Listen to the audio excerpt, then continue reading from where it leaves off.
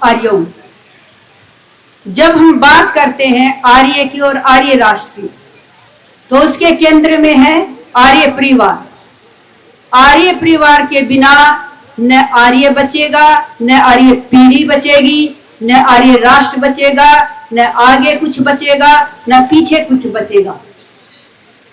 अर्थात हमें आर्य परिवार बनाना है। सुबह से आप सुन रहे हैं, कैसे बनाना है? दीप ड्योढ़ी न्याय से बनाना है। दीप ड्योढ़ी न्याय क्या है? देहरी पर या चौखट पर आप दीपक रख देते हैं तो इधर भी प्रकाश, इधर भी प्रकाश।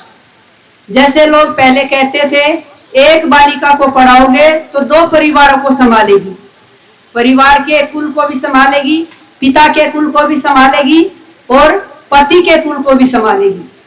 लेकिन ऐसा होता नहीं है। बालिका पिता के कुल को नहीं संभाल सकती, उसकी सामर्थ्य नहीं है। कि शास्त्र में लिखा है ऐसा? न ऋषिदान ने कहा है, न कहीं लिखा है कि लड़की पिता के कुल को संभाल सकती है। यह उसकी सामर्थ्य से बाहर है। बल्कि पिता संभालता है उसे, भाई संभालता है उसे, योग्य बनाता है, विवाह हो जाता है तो तनख्वाह किसको देती है? पति को देती है। वो पति के कुल को संभालती है। लेकिन संभाल तो सकती है कब?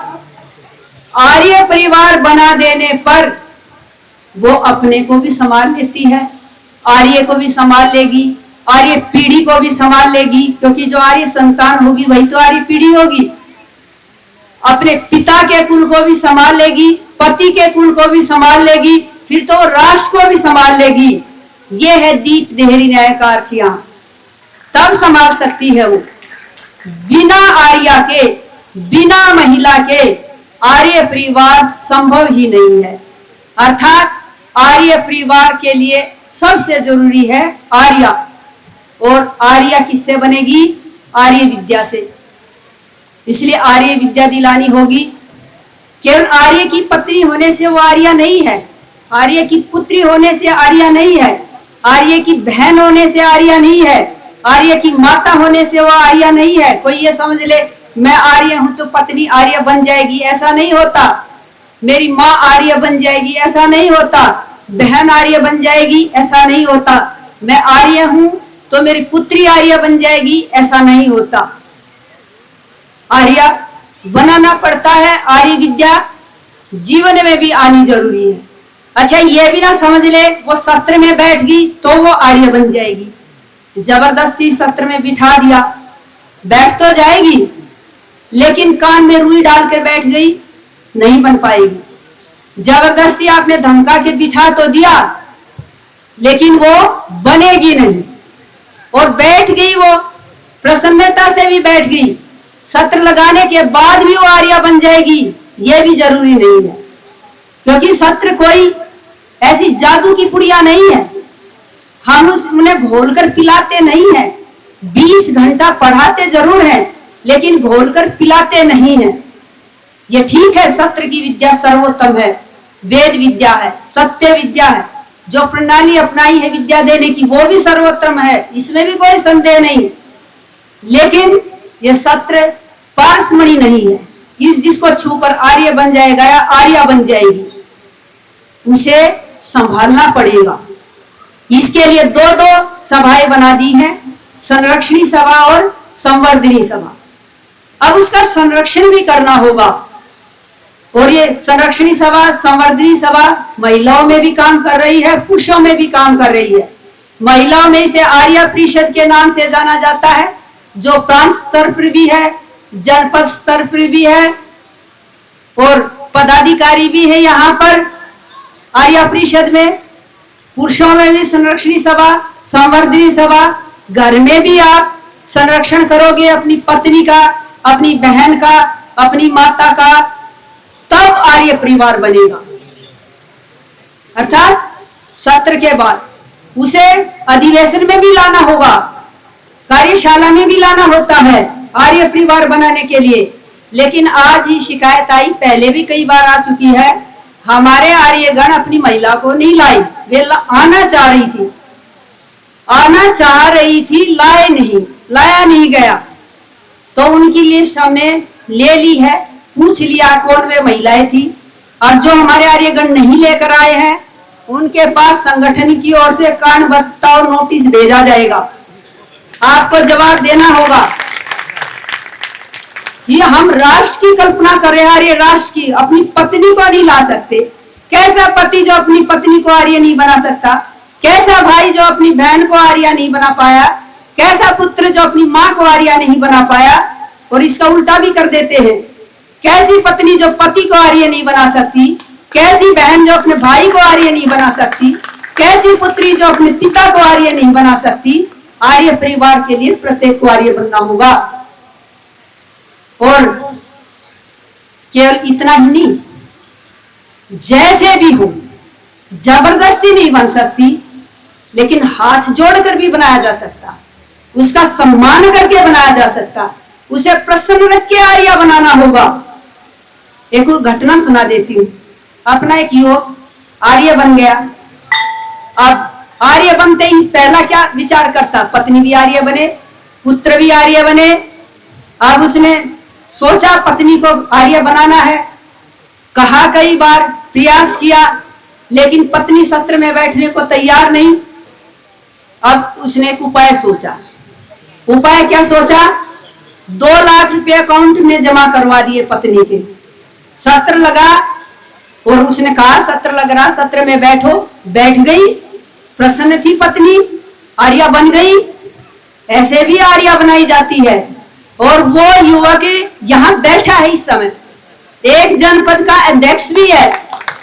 तो ऐसे भी माता जी सत्र में नहीं बैठ रही, हाथ जोड़ो, पैर पकड़ो, उसको का सम्मान करो, बनेंगी आर्य। आर्य परिवार बनेगा हमारा। आर्य परिवार बनने पर फिर समाज की तरफ बढ़ते हैं। आर्य परिवार हमारा आर्य समाज बनेगा।